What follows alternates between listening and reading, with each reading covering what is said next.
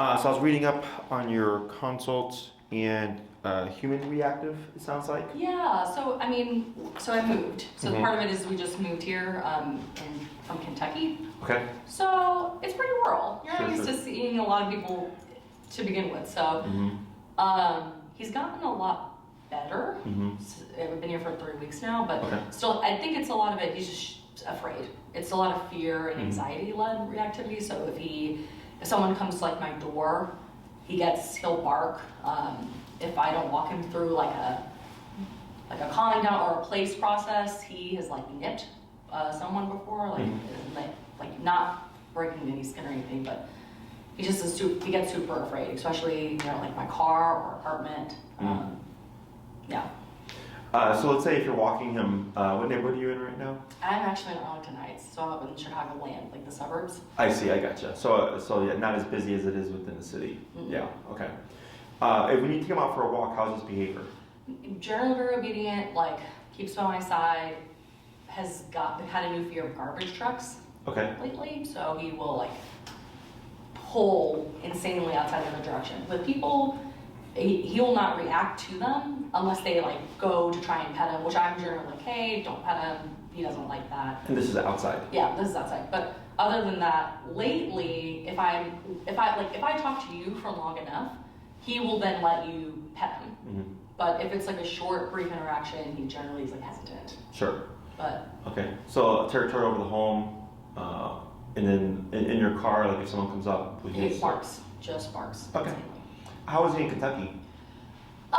He's always been like this. Okay. So he'll be 2 in like 2 weeks. I got him during the pandemic. So the only way I could socialize them was with other dogs. So if you're a person with a dog, also fine, but people on people, he just gets afraid. Sure. I'm assuming during that time frame, didn't really have a lot of guests come over. No, so it's a odd story. I'm from Georgia. I lived in Georgia during the pandemic. Moved to Kentucky. Got him, but like didn't know anybody. Sure. So yeah. Okay. Fortunately, not too many people.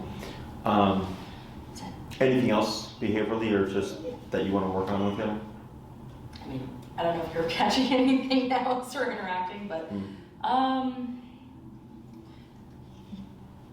I think that it's that and the maybe like separation anxiety piece. What do you see for that? So he doesn't actually destroy anything, he doesn't rip anything up, he's just very vocal, unless he's crated. If he's crated, then he's fine, but I have him right now, if I'm working longer than 3 to 4 hours, I'll send him off to like a day camp. But I would he can stay at home, and he can actually stay at home alone, but when I was in Kentucky, I was in a house, but now I'm in a condo. So if he barks, it just kind of you can disturbs people. Right. Yeah. How's he with the handlers at the daycare you send him to? You would think that I'm like sending him off to war or something in the morning, and when I come pick him up, but he's fine with the handlers, like throughout the day. It's just drop off and pick up, and he kind of gets. What's that look like? Like high-pitched squealing, crying, like wanting to get out of the door. When we come into the day camp, he will just try to bolt for the door. But then once he settles in, he plays with the dogs. I get videos from the trainers, and he responds to the trainers, no problem. And then when I pick him up, it's just like, get me out of here. Yeah, get me out of here. Sure. Okay. And then on the pickup, is he, because do they pick him up with transport, or do you drop him off? I drop him off. Okay, so even on the drop off, is he still wanting to exit the? Only when so as soon as we get inside the door and he recognizes where we are, he wants to bolt for the door. Okay. It's getting kind of better. I don't know if it's just repetition and he's getting used to it, but he still puts up a little bit of a fight. Sure, I have some theories on why that is, so I'm not too worried about it. Okay, and then what are you hoping to achieve? That's a great question.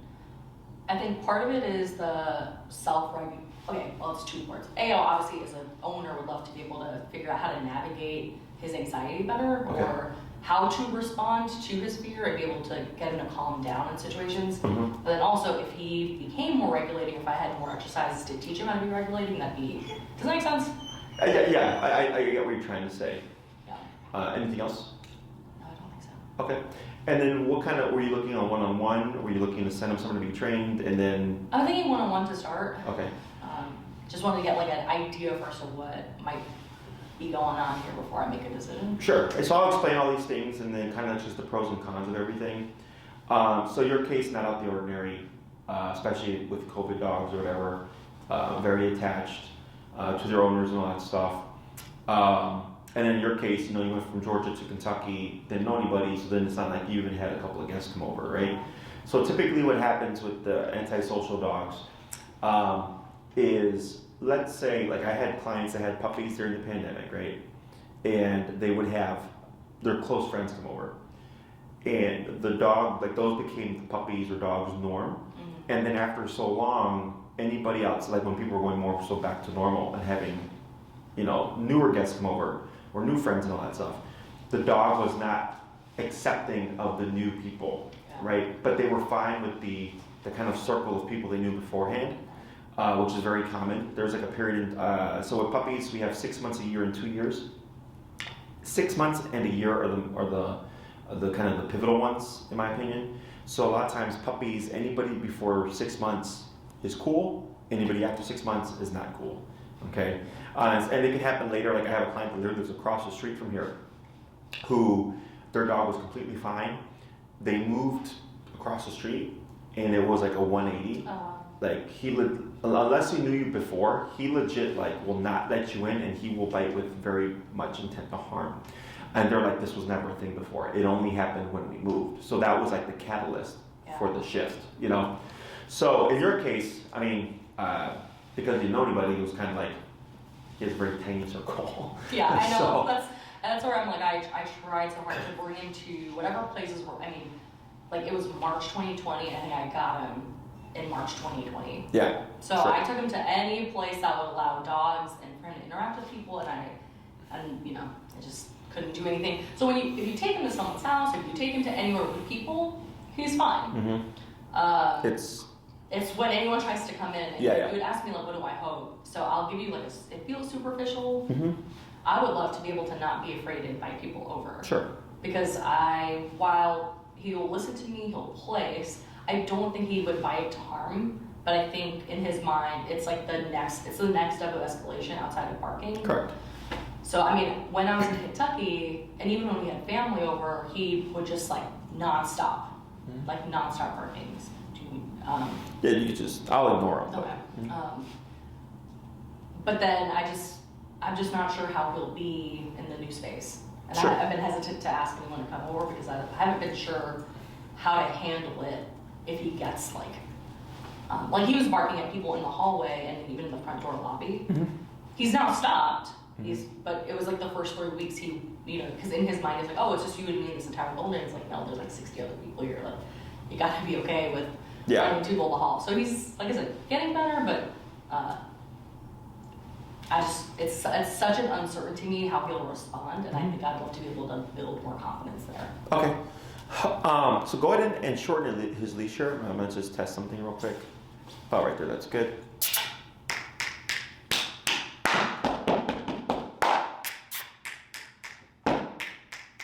Okay. So your case, in my opinion, minor. Okay.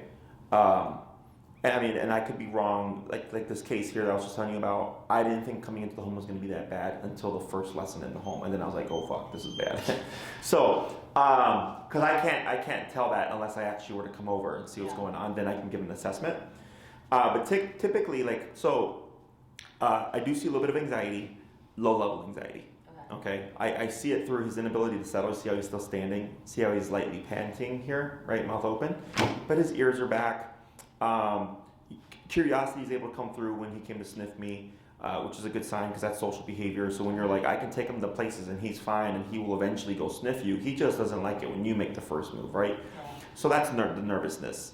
Nervous dogs will trigger, so the nervousness, fear, and anxiety look very similar, but they have how to say, very defining features or like a defining feature. So anxiety wants to move.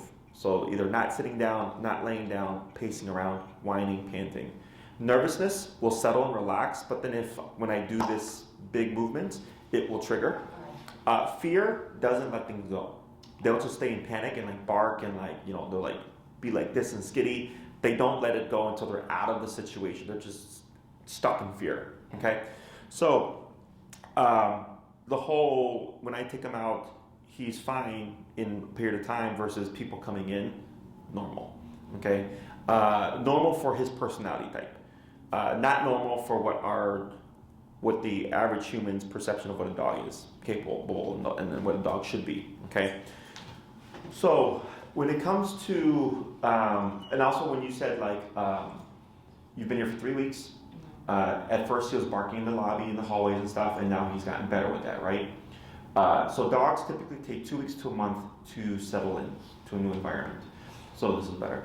So think of it as, did you ever go to a new school, like travel, like, right? You're kind of awkward in the beginning because you don't know anybody, right. But eventually you make friends and then you kind of find your place within the school and then you're good, right? It's the same thing for dogs. Anytime you move, look, so my dogs, so I'm from Florida. Okay. I don't know, 12 or so years ago, I was in Texas briefly. That's where I got my dogs. Yeah. And then, and I had lived in Chicago before, went down to Texas, moved back to Chicago, brought up my dogs, and it was like, probably much like Kentucky and Texas. It was like one side of the town to the other was like a 15-minute drive. Yeah. Everybody knew everybody. Right. There was like one high school for the entire town. Like it was like quiet, small town Texas, right? Then I moved to the middle of Chicago here in the South Loop. Very busy, complete 180 for my guys.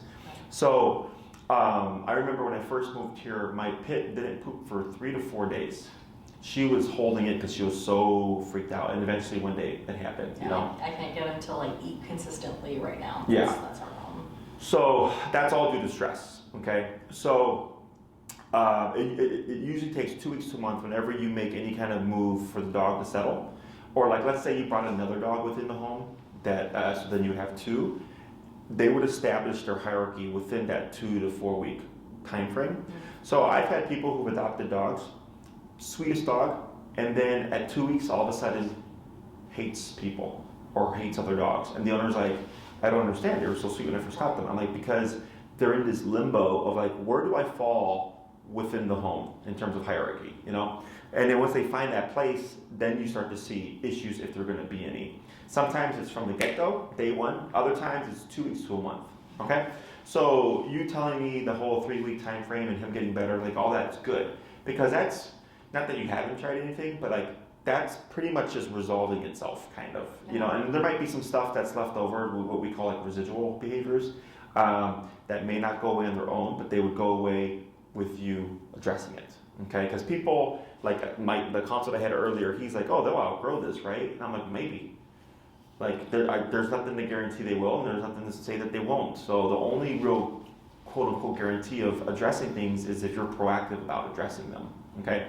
So out of everything that you described, the hardest thing is going to be people coming over, okay? Not because it's difficult, but because you live in Arlington Heights and it's more expensive, okay? Yeah. So the way this would play out, so I'll give you an explanation of the training methods and all that stuff and explain how we'd end up helping you, because obviously you want to be able to, like you said, have people come over, okay? So first off, did you do any research on how we train? Oh, well, yes, the e-collar and prong collar, correct. So we primarily use e-collar. We incorporate prong collar, okay? So what that means is most of our clients is only e-collar. But like I had a client who had a 150-pound Great Dane. The lady herself was like maybe 90 to 100 pounds, and he was a reactive dog. So she needed prong and e-collar because I had to compensate for the size difference, but then also e-collar is just, in my opinion, the best training tool, okay? If I already have one, does that, or you had suggested like a brand on your site. If it's, so is it a circle remote? No, it's looks like it's like a, I don't know, like a long oval and it's got like an antenna. Garmin? No, I can't remember the brand, but I can look it up. Do you remember how much you paid for it? Probably like 119, 120. Okay, so I'm gonna just say not a good collar. Okay. That's my word. Yes, so I'll explain all that and why.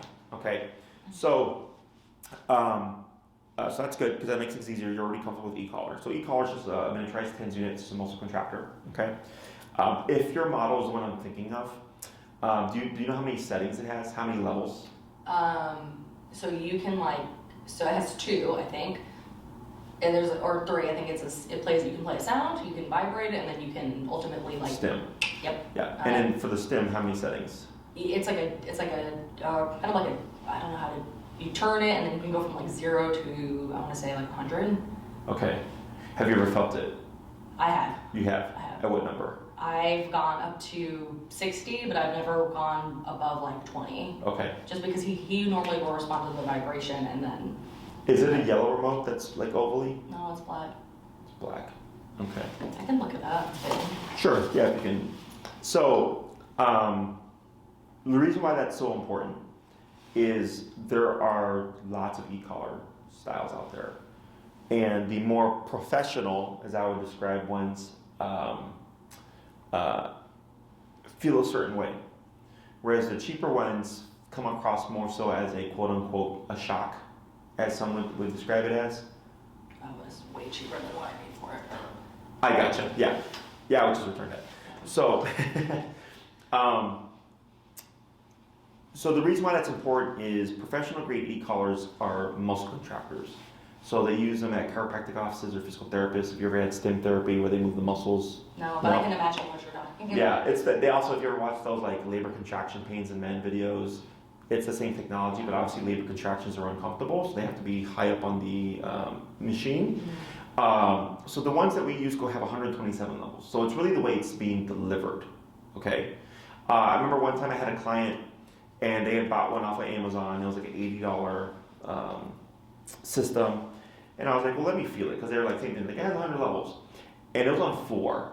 And on 4 out of 100, my arm jolted like this. And my hand felt weird for 15 to 30 minutes. And I was like, you definitely don't want to use this. This is what we would call more along the lines of a quote-unquote shock collar. Whereas the ones that we use, there is no, aftermath of the stim, because it's just a muscle contraction. Once it happens, it's done. Okay. The other thing is output. So you said you've gone up to 60 on yourself, but you've not had to go up above 20 for him. Is that correct? Mm-hmm. Okay. So the reason why those levels are important is we tend to, when we're using e-collars, the average person tends to think, if my dog is being bad, I'm going to use this device to punish them. Right? And not that that's not an approach, it's just not the approach you want to take in the beginning, because he doesn't know where it's coming from. Okay? Having the muscles stimulated or contracted is not natural to dogs. So some dogs, like in your case, the nervousness and anxiety, can become more nervous and anxious. Okay, so I had a young lady that trained with me 2 years ago, human and dog reactive dog. She had bought her own collar. It was a really good collar. I know the brand and everything. And when we were first training, her dog kept screaming. Okay, and because I had asked her a bunch of questions, because she worked at a place that we would train her as like a dog daycare. So I already came in with this assumption of you know stuff already. So I'm like, why does your dog keep screaming? And then I was like, well, what's your number? And her particular model had 100 levels. And she's like, well, I'm at 100. I'm like, at 100, I'm like, what number, what are you pressing, Nick or continuous? She's like, I'm pressing continuous. I'm like, no. I was like, let's reset. And we changed a bunch of things. So what happened was, she was making her dog more neurotic because he did not know when he was going to get e-collared. He didn't know how it turned on and how it turned off. And also she was way overcompensating by 100 continuous, which is like the harshest correction she could give on her particular model. So literally I just changed a couple of things and I said, practice this for a week. And when she came back, her dog was like 80% better. And I was like, part of it, unfortunately, was her with the wrong psychology, because her dog had bitten a couple of people. So I understand why, right? Because we're like, I want this dog to be scared about it, right? But I was like, yes, but if you don't do it correctly, then you have a dog that's on edge all the time because he doesn't know when is it going to happen again, right? So imagine if you go out and you find a ticket on your car and you don't know how it got there. Yeah. And there's no explanation why I get this ticket, right? And the next day you wake up and there's another ticket, no explanation. And you're just like, how do I avoid this ticket? And all of a sudden, just keep piling up, right? You're gonna get frustrated. Why am I getting these tickets? There's no explanation. If there's an explanation of don't park here after 10 p.m., at least you know I need to move my car after 10 p.m., right? So you can avoid that ticket. Kind of like what we just talked about, right? I was like, oh, across the street, that's permit parking. Should be fine, but technically, if you want to avoid that ticket, we don't park there, right? So, same thing for dogs. There has to be an idea or an understanding of how does this thing turn on and how does it turn off, okay? And that is what helps the dog make decisions, okay? So, when we're dealing with a case like this, so like right now he laid down, which was good. That's why I said he had low level anxiety. If he had higher level anxiety, he'd still be like this, which I get from time to time. The nervousness, the stuff that you kind of explained, and there was a moment where he did kind of jump, but he didn't really care about it, like there was no reactivity. He's also what I would call low level nervous, okay? So when we address these things, and the home is a separate context, okay? Just so don't worry about that for now. Is the first thing we always teach is how to walk on the leash correctly, okay? Heel or a properly trained heel resolves 70 to 80% of problems outside, okay? Leash reactivity, like the whole hallway stuff and everything, like all that stuff, I would expect to go away if you were still experiencing it, or like any residual moments of that should go away with the heel exercise. Dog reactivity, human reactivity. So when we get cases where they lunge and bark at dogs and stuff, people think you're just gonna punish the dog for being reactive. I was like, that's an approach, but it's not the first approach. We want to see what does just heel and the discipline around heel resolve, and then we make adjustments as needed. Okay, so our style of leash walking is very strict. With a completely slack leash, I want his right shoulder parallel to your left leg. When you mean a completely slack-free leash, you mean like loose, like that. Yeah. Okay, and I don't care if you're like in Arlington Heights or downtown Chicago or at a PetSmart or whatever. You're walking with your dog and he's right here. Okay, so people tend to walk their dog on a short leash. One, because they don't want to be pulled, or two, if their dog is reactive, they don't want their dog to like lunge and get to another dog, right? So they do this precaution. That actually makes pulling worse. Okay, so a lot of what we do is opposite to what the average person thinks, and it's usually a bit of counter conditioning because like people are so used to shortening the leash that they're like tight. I'm like, you gotta relax, you gotta let that slack go. So the first thing we always teach is heel. Okay, that's class one. I'm present with you, and I coach you through everything. I don't need to touch your dog. Okay, so it's you from the get-go training him. It's very hands-on for you, so you should internalize it more. So prior to COVID, I used to train the dog in front of you and to show you what to do, and then say, here you go, and I would coach you through it. The problem was, if the dog had any difficulties, I would work through it, right? But I already know how to do that. The owner needs to learn how to do that, right? So post-COVID, because nobody wanted us touching their dogs and all that stuff, I kind of advanced the training to, I don't need to touch them, I'll coach you through it, but everybody loved it because it's like, it's all you. Right. Everybody's like, well, what happens with me? And I go, it doesn't matter anymore because it's all you from the get-go. They're very common sense based, it's very logical. You just train your dog as you go out with them. So if you take them out for 3 walks a day to go potty, those 3 times you're applying all the stuff that I taught you, okay? So it's not really even having to go out your way to do things, you just train as you live your life, okay? It doesn't matter where we train. So some of my clients, especially here in the wintertime, we've been training inside, but their training still transfers into the real world because it's not about where we train, it's about the methods that you're using, okay? During the summertime, we move a lot of our clients to Oz Park, which is the busiest park in Chicago, and we're training in the middle of everything, and which people really enjoy because they're learning how to do it. Yeah, it's like a master class in distraction. Exactly. Everything that we do is one-on-one. We don't do group classes, so it's just me, you, and your dog. And then so we start the first class. Let's say he's reactive, or let's say he's being really nervous, or he's having issues. I work you through it. I work you through it so you can work him through it, because that's what you're going to need to do when I'm not around.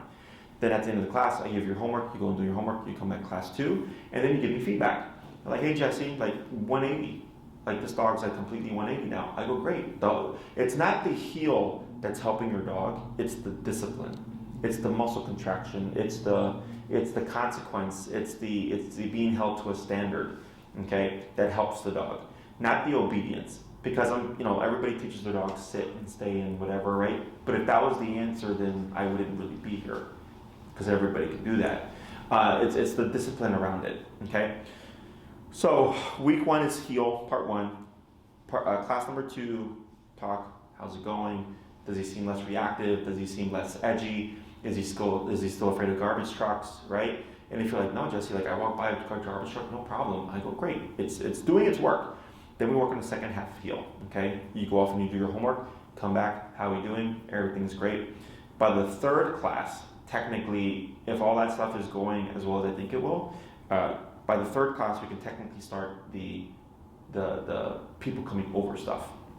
Okay, so the first thing we teach for that is a place command. Are you familiar with that? He can, we call it like go home. Sure. Yeah, but where he goes to bed and then he can't move, okay? So when people come over, it's a 2-part exercise. If someone knocks and rings the doorbell and he barks, right, and his hackles go up, or if he's growling or whatever, he can't help that. That's an instinctual behavior. My dogs do it. They bark when they hear someone ring the buzzer and all that stuff. But my dogs are social with people, so they become territorial, but as soon as I open the door and they see my friends at the door, they're like, oh, it's, yeah. So then they're all happy or whatever, but because they don't know who's behind the door, it's perceived as a threat, okay? Now for dogs like him that were not socialized, or dogs that are nervous, like I get clients who've had people come over their entire lives and the dog still has issues. That's genetic. Is when he hears a knock, he becomes territorial, he thinks I have to protect the home. You're to open the door, a guest comes in, he's like, who the hell is this? Right? He's like, get out of my house, and then you see things can escalate from there if not handled correctly, okay? The place command is like a superficial band-aid, is how I would describe it, okay. Because it's go here and don't move, right? So if he really respects the command, he's not going to break the position and the person can come in. Which he does, and he will just right. jolt. Sure, so we would fix that. Yeah. Technically speaking, he should hold, your guest would come in, but he can still be territorial. Like he can still think, I don't like this person being here, I'm just not going to do anything because I know if I do, I'm going to get a consequence. Mm-hmm. Does that make sense? So he can still think about it, he just can't do it, so to speak. That's why I say it's superficial. So like, I've worked with plenty of clients throughout the years where they're trained by another trainer, and the theory is if your dog is sitting, when guests come over, your dog can't bite them. And then I go, well, what happens if you tell your dog break from sit? Or what happens if your dog wants to bite the person more than the importance of what sit means? And they're like, well, they're going to bite the person. I go, exactly. So it's not about sit still and don't bite. It's about don't even think about biting, right? So the other part of it is educating you on how to have people come over in a fashion that he understands and he doesn't feel as if he has to protect the home. There has to be communication there. So if it's bark, bark, bark, and it's like, hey, thanks for letting me know, you need to stop it and settle down. So when you open the door, he's in this state as opposed to a tense or agitated state. That obviously can escalate to something worse. This would take steps to escalate. Okay, because when we put dog in a passive state, it takes time for them to build back up again. Okay, so that's the one that is more so in home. So when I did the in home for that client right there, I didn't know about how bad the problem was until I walked in the home. But that dog had already had previous bites on his record, so I just didn't think it was gonna be to that level. So can I insert a note? So when you talked about, hey, what are some strategies about having people over, I have found and once again, my reps are not enough to prove this, is if we're in a neutral place first mm-hmm. with the guest and then we all go, mm-hmm. not a problem. Mm-hmm. Or if I have him leashed, or if I'm holding him by a leash and I give the command to sit, place, and be quiet, if given enough time, once again, then it'll be okay until he decides to bark again. But it's I found that if someone comes up to pick him up from daycare, if someone meets us at a dog park, if we're at the store together, and then they come over, I found that. But I'm having to go through that much of a routine, have people over, unless they're really great friends, feels like a challenge. Right, and the reason why that's doable is because the trigger is the door knock doorbell. That's the trigger. right? So like I get clients who like, I meet my guest outside and then we walk inside and the dog is fine, right? But if they ring the doorbell, it's a problem. I go, yeah, because you're avoiding the trigger. And also it's on his terms.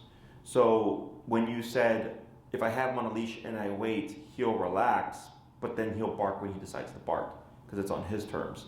When we do the approach of having guests come over in this exercise, it's on your terms. That's the difference. Does that make sense? Where it's not like, oh, I have to meet them at the park 5 times before they can come over. It's, you just have them over. You would just have to do this exercise first, okay? So, because you have 2 points. You have obedience and you have behavior, okay? The issues with your dog are more so behavioral, which is why I'm not really stressing a whole ton of obedience, because I was like, heel isn't the answer. It's the discipline that heel provides that's gonna help. The people coming over, place command is a Band-Aid, but ideally we wanna do the approach of, I know there's someone here, you need to chill, I'm gonna invite them in, and you just stay like this, okay, is behavioral, okay? Questions about any of that stuff? I have a question about the e-collar. So, and once again, I'm not sure about the e-collars that you're recommending, but like the one I have, it's like a sound, a vibrate, and then like a stimulation. Do you go through that same? No, okay, it's just straight stim. Okay. Because dogs bite each other. Dogs don't, you know, they don't ring buzzers, they don't vibrate, you know, they just bite each other. This is a dog bite, and it's 10 stitches. Can you see it there? Yeah. So it's 10 stitches across my hand. The dog's actually here today. He's a Great Dane. He's a big, dopey goof. This happened within 4 hours of his first day here. Okay, this was 2 years ago. He came for a 4-week board and train. He had never been in the kennel. And I was actually just trying to see if he would fit in the kennel. And ironically, he wasn't. So I was trying to put him in, and he freaked out because he had never been put in a kennel before, so he bit me in order to stop me from putting him in the kennel. There was no warning. Dogs are physical animals. So, you know, they took him home. I healed up. They brought him back. We trained him. He's a goofball. No issues ever since because, I told him, I was like, hey, he bit because he didn't want to go in the kennel. It's okay. He's not aggressive. He was just scared. In the meantime, get your dog in a kennel and do that. So that's our life's easier. But when dogs regulate each other, it's through physicality. You know, they're like, if we go to a dog park and the dog, there's no like community meeting at the beginning that says like, hey, we don't allow mounting, we don't allow excessive barking, we don't allow barking at the fence, we don't charge dogs when they enter. Like there's no meeting on that. It's just dogs correct it if they disagree with it. Does that make sense? Yeah. So with the e-collar, the reason why vibrate, stim, or buzz, sound, whatever, is when you create warnings, you create problems. So think of it this way. Let's say we have leash reactivity, lunging and barking on the leash, right? And the dog has learned sound, vibrate, stim, right? You've now created a delay. The dog learns, I can bark and lunge when I hear the sound, when I hear the vibration, but then the stim's gonna happen. So I'm gonna bark through all the first things and then stop before the stim happens. Does that make sense? Because they're avoiding the physical consequence because that's the one that sucks, right? So, but now you have a dog that's gonna play that game. And I want a dog that doesn't bark in the first place. I want a dog that doesn't lunge. I want a dog that doesn't even think about performing those behaviors. So it has to be straight consequence. Does that make sense? Mm-hmm. I understand why, from a human standpoint, why we go through those things. You're not supposed to project human emotions on the dog. Correct. The other thing is, let's just take standard obedience. Let's take recall, come and call, for example. Let's say he's running towards the street, and you've conditioned sound, vibrate, stim, right? And you call your dog.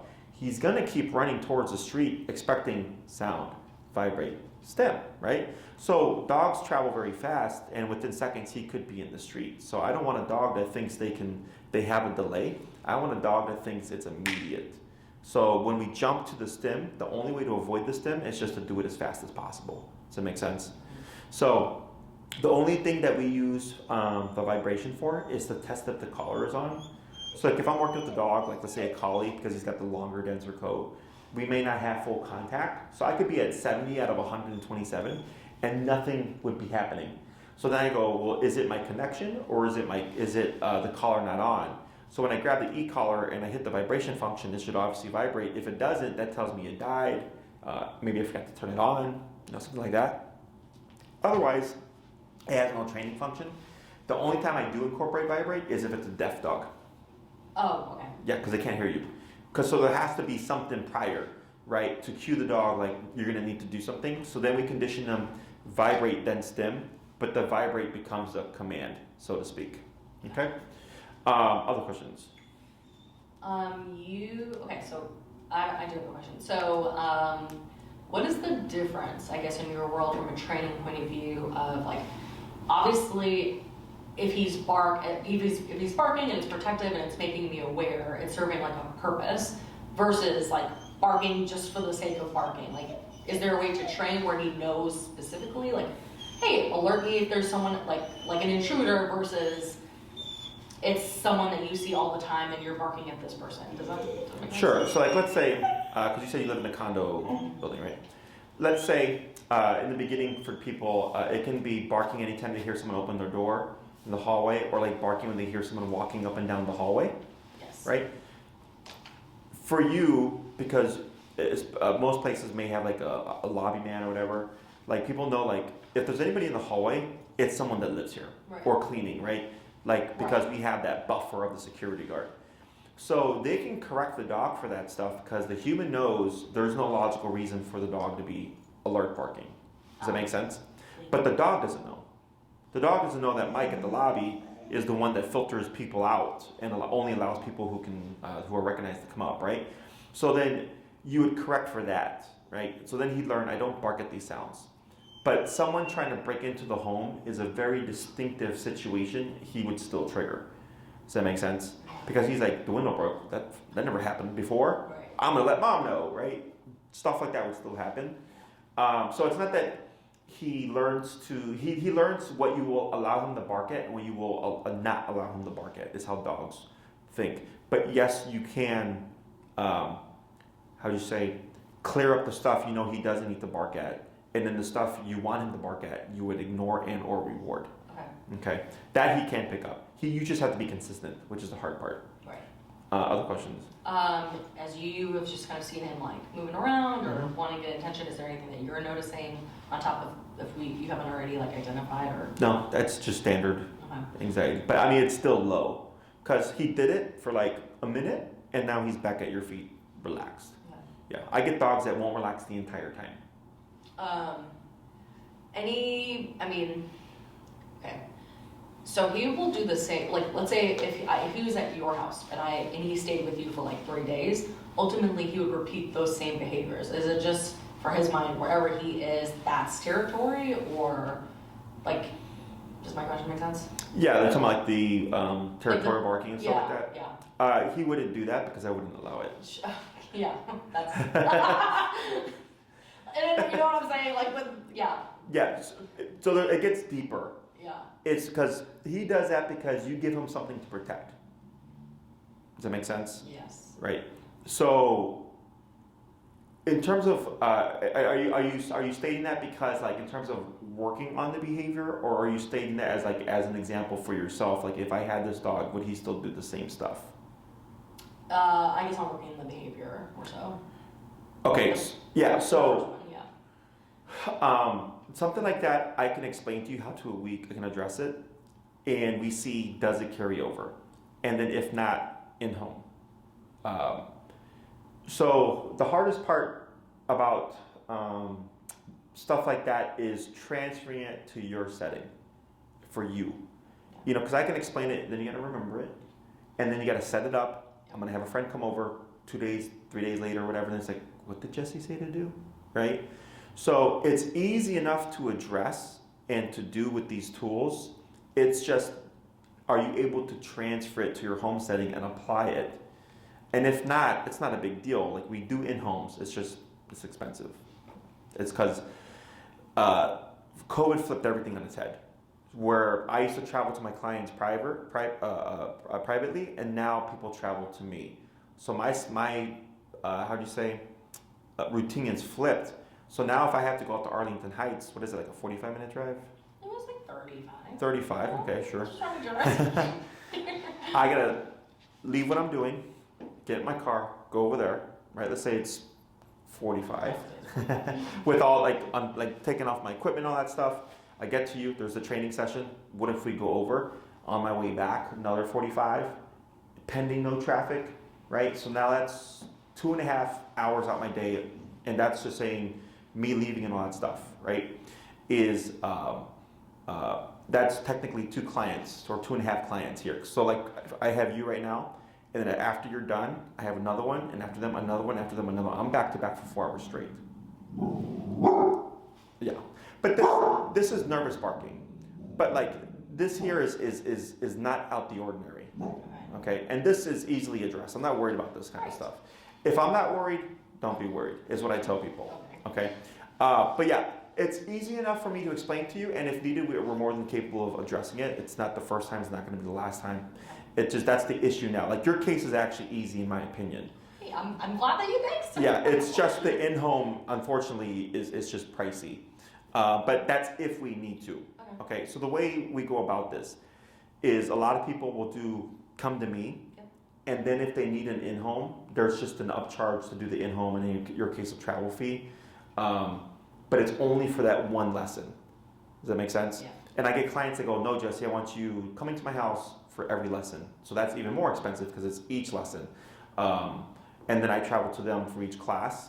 Most people they train with me here at the park. And then if they need that in-home, then they schedule that and they handle that through Maria. Okay. If I were to give you an estimate of time and all that stuff and cost, I would put you at 6 classes minimum. Okay. That's me cutting it down to the bare bones. In terms of, I see what you need, I know what you want, and that's my recommendation in terms of getting this addressed. We're not looking for anything fancy. I just want functional, and I want you to just be able to like live your life with your dog. Okay, so 2 classes on heel. That has to happen. That's always the first 2 classes. Okay, that gets you introduced to the e-collar, gets your dog introduced to the e-collar correctly. The reason why heel is also important is most people walk their dogs 3 times a day, 7 days a week. So that's 3 times a day, 7 days a week. You're practicing this training. Okay. 3rd class, we would start reviewing most likely stationary control, setting him somewhere, and he's going to stay put. Okay. That's going to be our jumping point. If you apply that and you're like, hey Jesse, I had someone come over. I did that place command thing with your structure and the way you approach it. He was completely fine. I go, great. Then you decide. Because that keeps them out of trouble, but it doesn't help them socialize. Does that make sense? Because it's kind of like sending a kid to the room, right? Like, go to your room, don't be a nuisance. You can have your friends come over, but now he doesn't learn to trust your friends or warm up to your friends, right? So then it's this constant like isolation type of deal, okay? So you decide how you feel about that, okay? By the 4th class, if it's, hey Jesse, I want him to be able to open up to people, okay? It's doable. 1, because it'll already happen on its own. You said if they ignore him, he will warm up to him at some point, right? That's great because it shows he's capable of it on his own terms, but the problem is it's on his own terms. We need it to be on your terms, right? So like if they touch him too soon, he'll bark at them, right? Because it's not on his terms. So we would have to push that. Okay, because if that goes unaddressed, he's gonna stay stuck in that kind of like, I'll learn to trust you over time, but then if you step out of line, I'm still gonna address you, right? And we want him ideally to be able to tolerate that kind of stuff. So we got 2 on heel, 1 on place, 1 on people coming over, and then I have an exercise on how you can press him socially on your terms to get him to open up. Okay, so that's 5 out of 6 classes. The 6th class is like a variable. Do you need to review something? Did something not quite transfer well? Do you want to learn how to, maybe like dogs like him don't like big energy, boisterous energy, loud energy, right? They don't like, that's nervous dog, okay? So if you have like a friend who's loud and you're like, hey Jesse, he just does not tolerate this friend, and you want to like help on how to work on that, that could be class number 6. Okay. A lot of it is once you understand how to do it, it's do it. That's all it is. Okay. So that's if you did 6. Now the only thing we want to cover is like recall. So here, shorten your leash, and you're gonna pull up on your leash and just stay seated. Just pull up, up, Oh, like. pull up. Yep, just pull up. Keep going up. No, so keep your hand locked and then pull up. Like this, and just pull up. Up. Yep, up. Keep going. Up. Now relax. Like actually bring them up. Yeah, like that. Very Okay. good. Okay. I just did that to shift the mind state. So, if you wanted to cover something like recall, which is common cold, which gives your dog more so off-leash freedom, allows you to do more with him because you can take him to the park, not worry about him running away, you'd be in a 9 class range. Okay. So 6 is the minimum for addressing what you're needing and wanting. And then if you're like recall is important and you want to be able to have your dog off leash but also call him back when needed, that would be a 9-week program. Okay. I also have a 12-week program which is kind of tailored to fully off leash training or a fully off leash trained dog. I don't think you need that because of what you described to me. Like usually like someone like that's like I do everything with my dog. I go to the dog beach, I go to like dog park, I go to friends' houses, I go to restaurants, and then my dog is everywhere with me. Like it's usually like they want a fully trained dog. I think for you just want to be able to live your life with him. Yeah. I'm just like, let me get through like normality before I start like full integration. You know what I mean? No, yeah. No, I get it because most people's ceilings are here. My ceiling is up here because of how I use the tool of e-collar, and this is my specialty. Like this case to me is like simple. I have another case right now that's she was super shut down. Like the owner couldn't walk her because she was scared of outside, scared of garbage trucks, and scared of construction. Now she walks past all that stuff, no problem. She wasn't even warming up to her own family inside the home. She'd always just stay in the corner by herself. Now she's starting to come over to the family more. You know, that's harder. This here is pretty standard. Okay, so questions on any of that stuff? No, I guess. Do you see like the e-collar as merely a tool, or is that part of hey, like you have to incorporate that with obedience and training for sure forever? Does that make sense? Like yeah, so that's one of the most common questions I get is like when does the e-collar go away? In my book, it doesn't. Okay, when you need it. So if you let's say all the inside stuff when like the barking and everything when you're home alone with him, I don't expect you needing the e-collar for that stuff. Okay, that's because in the home is pretty standard unless you're having a guest come over. But let's say it's a new guest, right? He's never met before. Probably need your collar, new person. But let's say it's someone who's been over several times and you've already done all the exercises and you know he's friendly and familiar with that guest. You don't need the collar, right? Outside, you'd have the collar on because you can't account for life. Off-leash dogs, big loud sounds happening randomly. Maybe a random garbage truck backfires and it spooks them. You want to have the ability to regain control. So it's not that you're always using it, it's merely present if needed, okay? So the easiest way to explain that is you drive. Oh, yeah. Do you go on the expressway? Yes. Do you go the speed limit? No. Oh, wait, I was supposed to say yes. No. You're supposed to answer honestly. Yeah. When you see a squad car, what happens? I would slow down. Correct. Yeah. So think of an e-collar as a cop on a collar. Okay. Does that make sense? So this is called opportunistic behavior. All animals do it, humans and dogs, part of survival instinct. When we can get away with something, we try it, right? So with e-collar, if he doesn't have the e-collar on and the guest he's never met before is coming over, he's like, well, you can't stop me from barking at them, so I'm gonna bark at them, right? Same thing with humans. If cops aren't around, we know better. We know we're not supposed to speed, but almost everybody speeds, right? That's opportunistic behavior, okay? So it's nothing good or bad, it's just the way of the world. So that's the easiest way to explain it. So like if he's gonna be off leash anywhere, if you were to be at that point, or if it's like the first time someone's coming over and you're not sure how he's going to react, you have to call, like you're just putting it on as needed. The reason why it's important to incorporate on your walks is because you walk every day with him, right? So it keeps structure in the brain. This isn't a train your dog, get him back to stability, and then you don't have to do anything anymore. It's like a lifestyle. So like, I have, this is my dog daycare or whatever, and what's today, Sunday? So today's a slow day.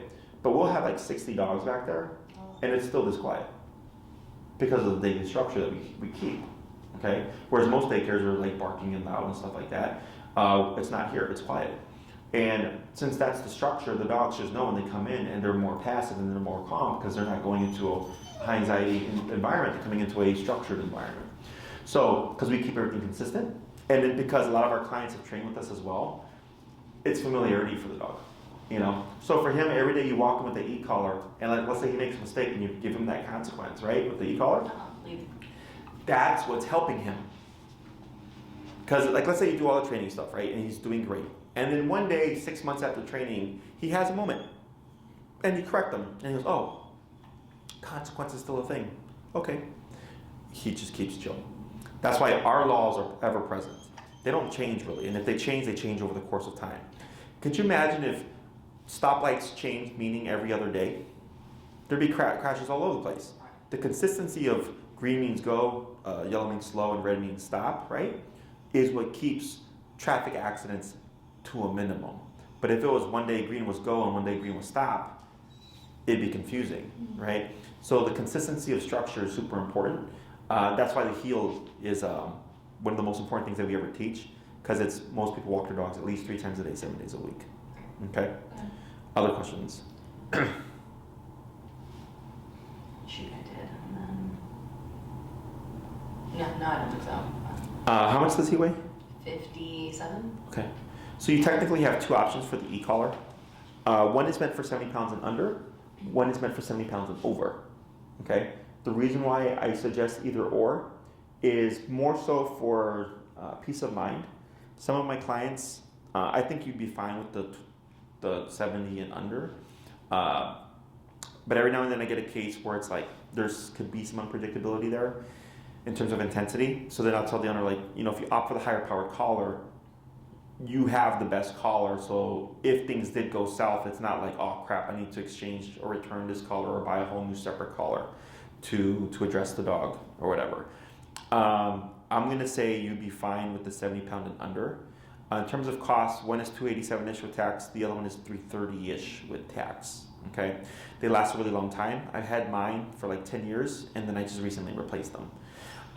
So my dog's been off leash trained for 10, 11-ish years now. And if they're going to be off leash, they still wear their e-collars. So after 10 years, I finally had to like replace them with new ones. So they last a really long time. Okay, so they're an investment, but they last almost forever. They're also a fully waterproof system, both your transmitter, the remote, and the receiver, the collar. So he could go swimming in it and nothing's going to happen. And you could be in the water with the remote and nothing would happen. Okay, 1 mile, the ranges go from 3/4 of a mile to 1 mile. Okay. 3/4 mile for the lower powered one, 1 mile for the higher powered one. Obviously 3/4 of a mile is plenty of range for the average dog owner. And Maria would send you that information. Okay. And then you just pick and choose which one you want to get. Other questions? I'm assuming you start off as much of a low stim as possible before going. Right. So before you start, I would send you some videos. So once I see you confirmed on the calendar and everything like that, you'll get an email from me. It'll say like, watch these videos before your lesson. One of them goes over fitting the collar. One goes over finding your dog's levels on the e-collar, and I forgot what the third one was. I think it's just the button functions. You would watch those so that when you came to class, you're already good to go. Okay, and then we can just jump straight into training. I help you find his number, and then you have to repeat that exercise. So we always start around 10 to 15 because that's where most dogs feel it, and then work our way up from there. Okay, it's the same thing with humans. When they put the machine on the human, they'll tell us when it becomes too much, and they'll keep turning it up, and then the human goes, oh, too much, and they bring it down lower, and they say, how does that feel? And they go, that's good. And they go, okay, and they let it do its work. It's almost the same for with dogs. Okay. And you are not concerned at all. You had mentioned this, like used incorrectly. You're not concerned about anything with his behavior that would make him more neurotic or more. No, what you may see is more nervousness and or anxiety. Because e-collar is a stressor. Okay, so earlier when I mentioned about like the neuroticness was because the dog did not know how to turn it off and how to turn it on. With the way that we teach, the dog does learn how to turn it off and how to turn it on.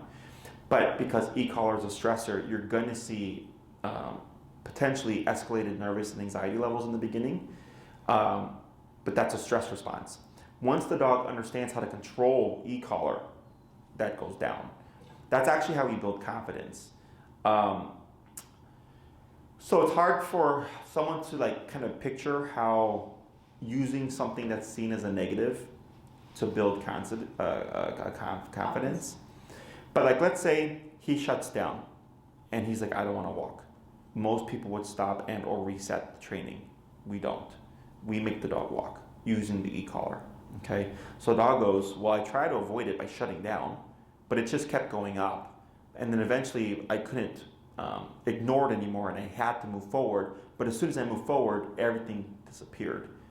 That's what helps the dog, because he's thinking, I can't do this. I can't handle this level of stress.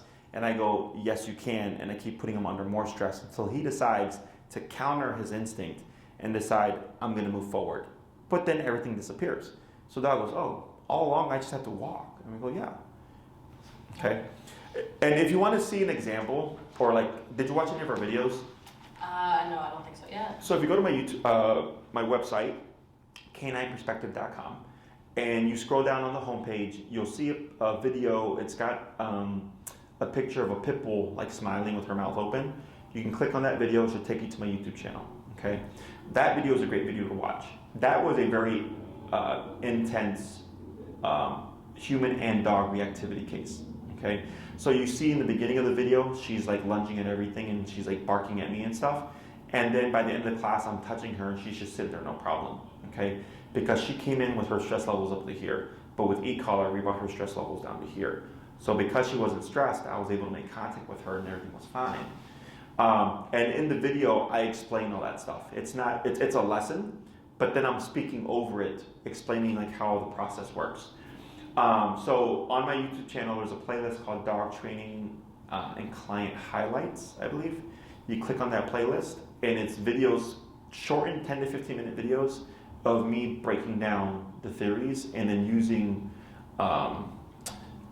client examples to explain the stuff and provide like a visual for the human to like understand like, oh, okay, this is how all this stuff works. Okay. Your case is not near any of those. Yours is, in my opinion, simpler. Yeah. Okay. Other questions? No, I don't think I have any right now. When it comes to booking and stuff, you can email Maria. If you want to expedite the process a little bit, you can email her like how many classes you want to do. We do 6, 9, we do 3, 6, 9, and 12. I'm recommending 6 at minimum for you. Yeah. 6, and you can give her your schedule availability and your start date or ideal start date and stuff. And then since you submitted your consultation form, there's been other consultations submitted as well.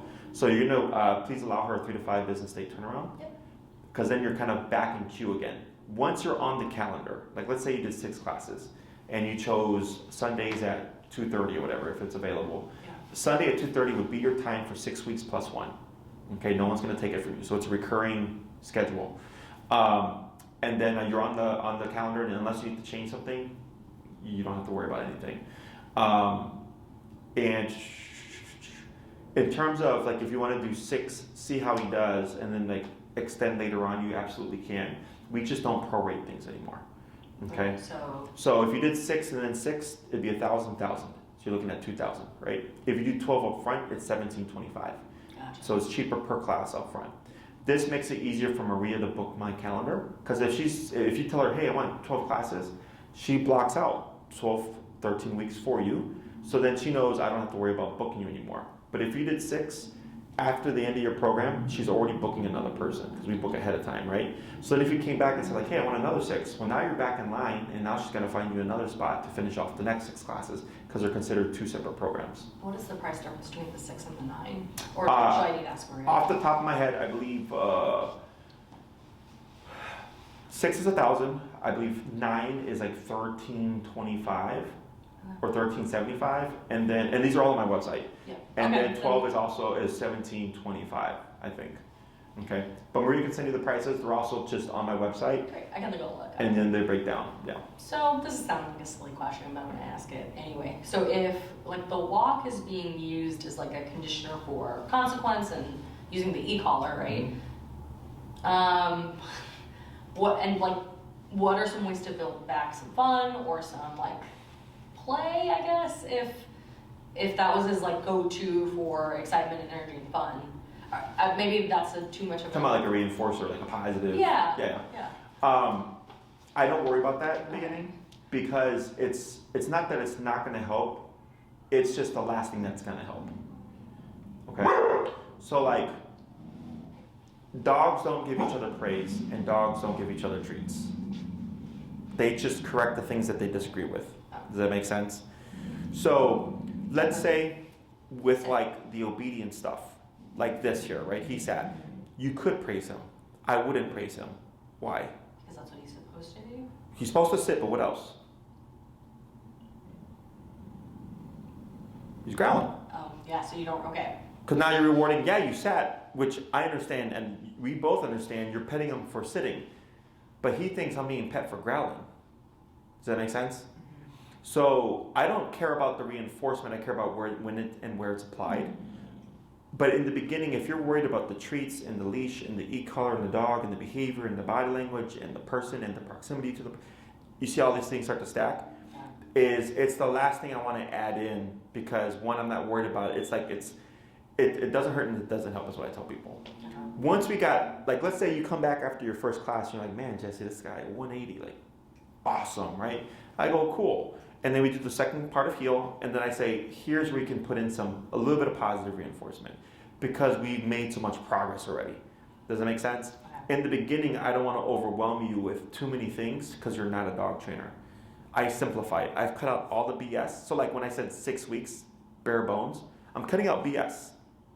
If you want to pay me more for more time and cover all the good, like all of that, then absolutely. But then it's taking longer because we're incorporating more theories of training. Does that make sense? Whereas I know if I just cut these things out and I just focus on these things, sure, pull up, yep, and then press down on his hindquarters, like that, good. So we focus on getting change first. Once we feel like we're over a hump, then I go, okay, now we can worry about adding in some other things. But this way you're not overwhelmed. You already know what to do, okay? Make sense? Yes. So what you just saw, like this, like times 4. So you're still not over. It's still great. No, because you see how fast he settled? That means something. Okay, I get dogs that don't let it go. Okay, and and he didn't even try to charge. You know, he just held his ground tight. That's nervous dog bark. And then when you pulled up and you put pressure on his hindquarters, he gave in right away, right? So, and this is just with what you have. E-collar is a game changer when you know how to use it correctly and when you're using the appropriate model to the dog, okay? Now, I could be wrong, right? But we'll see, right?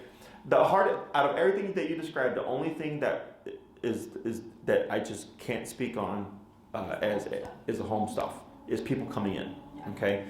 That we'll figure out.